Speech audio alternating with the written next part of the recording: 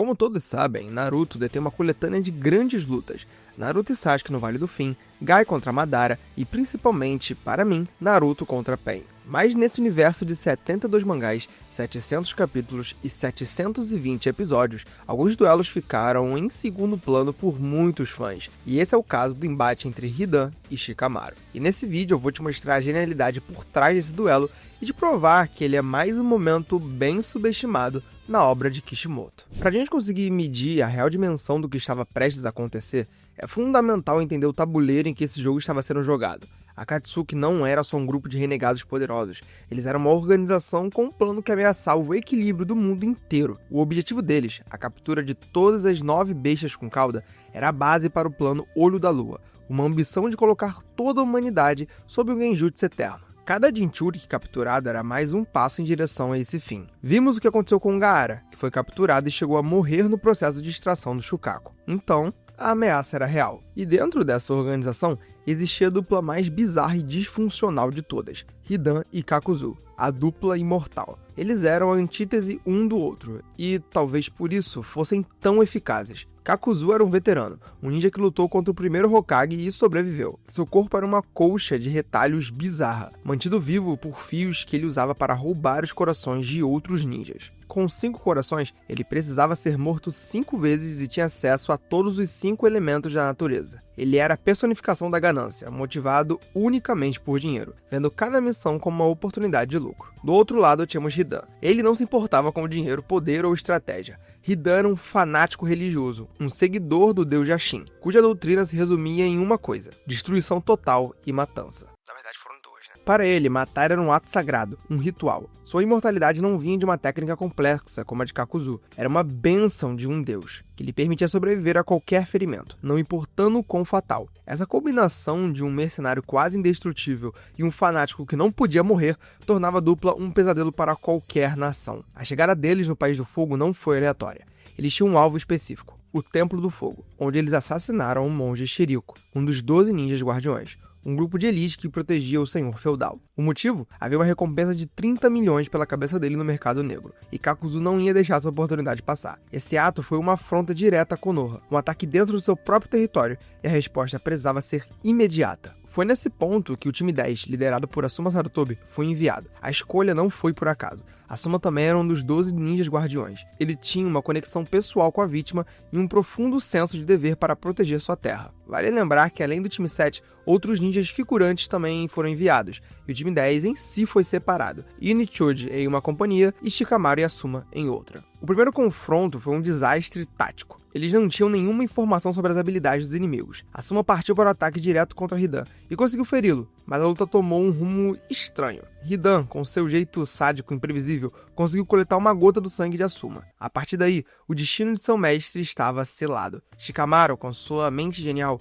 rapidamente percebeu que algo estava errado. Ele viu Hidan se ferindo propositalmente e o mesmo ferimento aparecendo em Asuma. Ele gritou, avisou e até conseguiu usar seu jutsu de posição das sombras para tirar Hidan do ciclo ritualístico. Ele gritou, avisou e até conseguiu usar seu jutsu posição das sombras para tirar Hidan do seu círculo ritualístico que ele havia desenhado no chão. Por um instante, o plano do gênio de Konoha funcionou, mas a força bruta de Hidan era demais, e ele conseguiu completar o seu ritual. Com uma lança, Hidan perfurou o próprio coração, e a alguns metros de distância, Asuma caiu. A cena da morte de Asuma é uma das mais impactantes de toda a obra. Shikamaru assistiu a tudo, quase impotente. Após isso, o restante do time 10 chegou ao local. As últimas palavras dele para Shikamaru, Ino e Choji e sua última tragada no cigarro foram lindas, mas sem dúvidas o mais impactado por tudo isso foi o Shikamaru. O estrategista que sempre esteve 10 passos à frente havia falhado. Seu plano não foi o suficiente, e seu mestre pagou o preço. Nos dias que se seguiram, a dor de Konoha era palpável, especialmente para Kurenai, que estava esperando um filho de Asuma. Mas para Shikamaru, o luto se transformou em algo mais frio e sombrio, uma determinação inabalável. Ele se trancou, analisando cada movimento, cada palavra, cada detalhe daquela luta.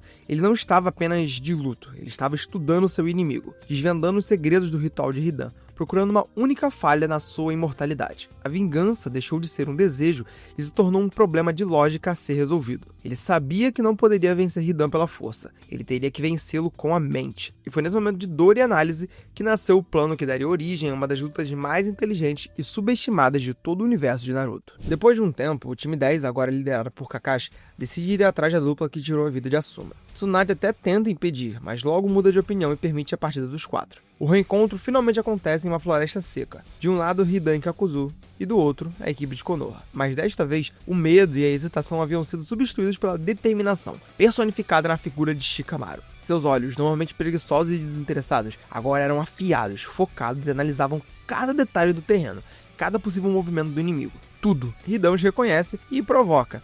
Cada palavra só serve para fortalecer a convicção de Shikamaru. A batalha não espera por mais diálogos, começa com uma iniciativa de Shikamaru. Ele não lança seu jutsu de sombras de forma óbvia, ele arremessa 2 das lâminas de chakra de Asuma, uma em cada direção, forçando Hidan a saltar para trás, exatamente para o único ponto onde a luz do sol criava uma sombra nítida o suficiente. No instante que os pés de Hidan tocam o chão, o jutsu de posição das sombras dispara e prende ele. Hidan ri e reclama da repetição da técnica. Mas Shikamaru não se preocupa. Ele sabia exatamente o alcance, a velocidade e a duração de sua técnica sob aquelas condições de luz. Ele não estava improvisando. Ele estava executando uma simulação que já havia repassado na sua mente centenas de vezes. O plano de Shikamaru era como uma peça de teatro de múltiplos atos, e o primeiro era isolar Hidan psicologicamente antes de isolá-lo fisicamente. Enquanto isso, o palco principal da batalha explodia em caos. Kakuzu, vendo seu parceiro preso, decide intervir, mas é interceptado por Kakashi, que acerta um Haikiri no meio do seu peito, perfurando um de seus corações. Ninguém, nem mesmo Hidan, percebe o verdadeiro objetivo daquele movimento. Kakashi, com uma cápsula minúscula na mão, coleta uma amostra de sangue de Kakuzu, um ingrediente crucial para o plano de Shikamaru. Após isso, Kakuzu libera as máscaras de seu corpo, e a batalha se torna uma verdadeira loucura. Um monstro de fios dispara uma rajada de ventos assustadora, enquanto outro lança uma bola de fogo gigantesca. Aquilo era brutal. A batalha até teve algumas inversões, com Kakashi lutando contra Hidan ou o time 10 contra o Kakuzu. Mas no final, o grosso de tudo mesmo foi Shikamaru contra Hidan e Kakashi contra Kakuzu. Enquanto Kakashi mantém a maior ameaça ocupada, Shikamaru continua seu jogo particular com Hidan. Ele o liberta da sombra e novamente com Hidan sob o seu domínio das sombras, ele o atrai para uma área cheia de kunais com selos explosivos que ele havia preparado na floresta do seu clã. Hidan, em sua arrogância, avança sem cautela. Ele deixa uma abertura de propósito, uma isca que um predador como Hidan não conseguiria resistir. A força de 3 lâminas corta o ar e Hidan consegue o que tanto queria, um corte no rosto de Shikamaru, e com ele, o sangue para o seu ritual. A expressão de Hidan é puro êxtase. Ele lambe o sangue da lâmina, recua para uma distância segura e desenha seu símbolo de Jashin no chão. Tudo isso enquanto lança provocações sobre como Shikamaru terá uma morte tão patética quanto a do seu mestre. Do outro lado, Shikamaru permanece parado, o sangue escorrendo pelo rosto, observando cada movimento com uma frieza calculada. Ele pesava que Hidan acreditasse piamente que havia vencido. Então o ritual começa. A pele de Hidan assume aquela aparência preta e branca. Ele ergue sua lança e, com um grito de devoção a Jashin, perfura o próprio coração. O grito de dor que ele esperava ouvir não veio de Shikamaru, mas sim de seu parceiro. Kakuzu literalmente morre, mas não de vez. Ele cai, e uma de suas máscaras acaba se despedaçando nas suas costas. Foi um checkmate. Shikamaru revela a pequena cápsula, agora vazia. O sangue que Kakashi coletou foi entregue a ele. O corte que Hidan fez em Shikamaru foi apenas um teatro. O sangue que ele usou no ritual era, na verdade, de Kakuzu. Shikamaru usou a técnica mais sagrada e mortal de seu inimigo contra sua própria equipe. A profanação foi a arma perfeita. A mente superou a imortalidade. Aproveitando o choque e a fúria que paralisaram a dupla da Akatsuki, Shikamaru não perde tempo. Após a revelação do plano, Hidan é preso pelas linhas que prendiam papéis bombas na floresta do clã Nara. Shikamaru explode o chão e então revela um poço que seria o fim de Hidan. Então, o ninja explode os papéis bomba, despedaça Hidan e, como o fechamento de uma tampa de caixão, diz suas últimas palavras para Hidan e explode algo novamente. Desta vez a terra em volta do buraco, que faz com que o buraco em si seja tampado. E antes de entrarmos na parte final desse vídeo, considere deixar um like e se inscrever. Afinal, isso dá uma grande força pro canal e faz a gente, aqui do time 7 Tal, trazer cada vez mais conteúdos melhores para vocês. Então, bora lá. É exatamente nesse ponto, com Hidan isolado na floresta do clã Nara, que a gente sai de uma luta de ninjutsu e entra em uma aula de estratégia e guerra psicológica. E é por isso que essa luta é tão genial e, na minha modesta opinião, uma das mais bem escritas de toda a saga. Não se trata de quem tem o maior poder de destruição, mas de quem tem a mente mais afiada. Primeiro, vamos analisar a base do plano de Shikamaru. Ele não tentou anular a imortalidade de Hidan, ele a tornou irrelevante. Ele entendeu a principal fraqueza do seu oponente, a arrogância. Hidan dependia tanto de seu ritual e de sua imortalidade que ele se tornou previsível. Shikamaru sabia que se ele desse a Hidan a chance de repetir a mesma vitória que teve contra Asuma, o fanático religioso não hesitaria, não questionaria, não perceberia a armadilha. Ele usou a personalidade do inimigo como a principal arma contra ele mesmo. Depois, temos a preparação meticulosa do campo de batalha. Shikamaru não arrastou Hidan para uma parte aleatória da floresta.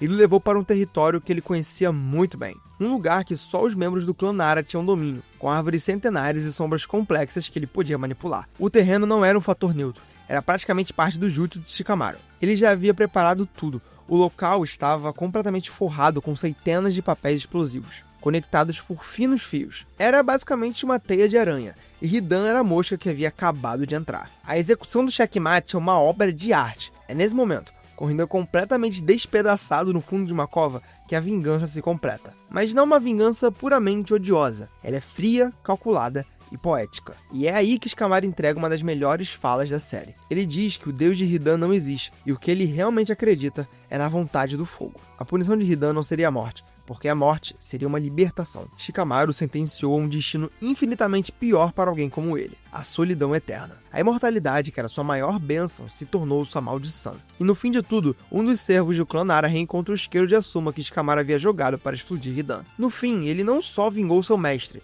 como fez isso usando os ensinamentos de estratégia e a vontade de proteger o rei que Asuma lhe confiou. Ele superou sua dor, seu trauma e sua falha anterior, não se tornando um monstro, mas se tornando um protetor ainda mais inteligente e dedicado. Por tudo isso, essa luta transcende o combate. É o auge do desenvolvimento de um personagem, executado com perfeição do início ao fim. Um plano feito para, basicamente, proteger o rei, as crianças da vila.